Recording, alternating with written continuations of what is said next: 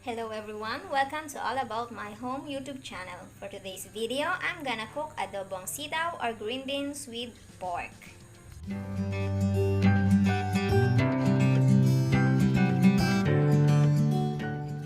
Let's get started! Ang atin pong mga kakailanganing ingredients: 400 grams pork, 4 cloves minced garlic, 1 medium-sized diced onion, 4 tablespoons soy sauce, 3 tablespoons vinegar, salt and pepper, and a teaspoon of sugar to taste, and 350 grams green beans. Maglalagay na po tayo ng mantika sa ating preheated pan para sa pagpapapula ng ating karne. Ilagay na po natin ang ating pork sa ating pan at hayaan nating maluto until golden brown and tender. Maya-maya lamang po ay magpuproduce ng water ang ating pork at hahayaan nating maluto ang pork hanggang sa maiga ang tubig. At dahil nga po maninipis lamang ang hiwa ng pork natin, madali lang siyang lalambot o maluluto.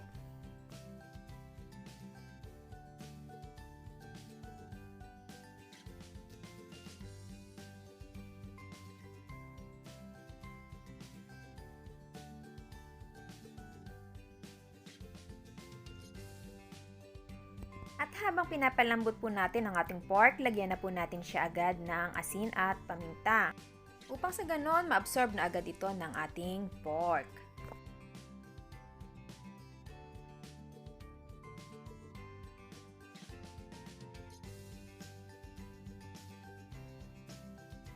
Ayan, hintayin lamang po natin na maiga yung tubig niya at maging golden brown ang ating pork.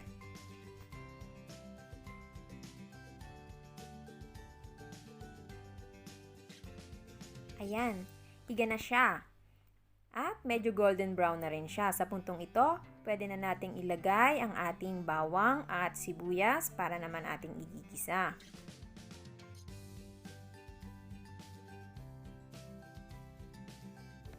Igisa lamang po natin ng mga ilang segundo ang ating bawang at sibuyas hanggang sa maging fragrant na sila o hanggang sa maging translucent ang ating sibuyas.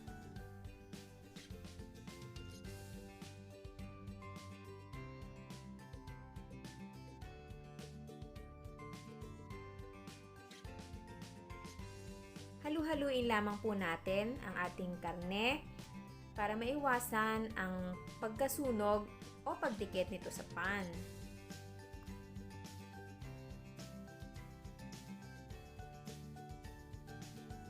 Yan.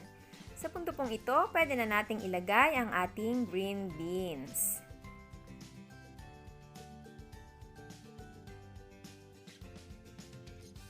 Halu-haluin lamang po natin ng bahagya ang ating green beans bago natin ilagay ang ating toyo at paminta. Sa puntong ito, ilalagay na po natin ang ating toyo.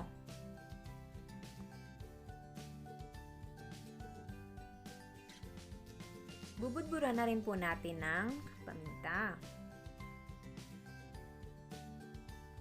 Sa punto pong ito, hahayaan lang po nating maluto ang ating green beans. Pwede po natin itong takpan upang mas mapabilis ang paglambot nito.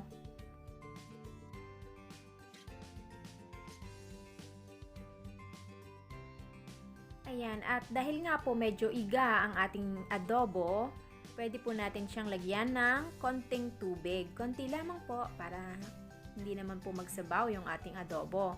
Para lang po maluto yung ating green beans. Anyways, kung gusto nyo naman po ng medyo masabaw na adobo, nasa sa inyo naman po yan. Pwede nyo pong dagdagan ng mas marami pang tubig. Kung sa tingin po ninyo, luto na yung green beans. Ako po kasi mas gusto ko yung medyo crunchy pa. Pwede na po nating ilagay ang ating suka. Huwag po nating hahaluin upang maluto naman ang ating suka.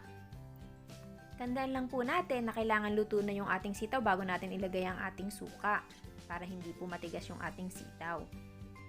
Nagdagdag po ako ng paminta kasi mas masarap po na medyo maanghang siya ng konti. At lastly po, lalagyan na natin ng konting asukal para naman makorek yung sourness ng ating adobo. Ayan, ilang saglit po lamang luto na ang ating green beans with pork adobo. Tara po, kain tayo! Maraming salamat po sa inyong panonood at kung hindi pa po kayo nakasubscribe, please subscribe to this channel and click the notification bell button. Hanggang sa muli!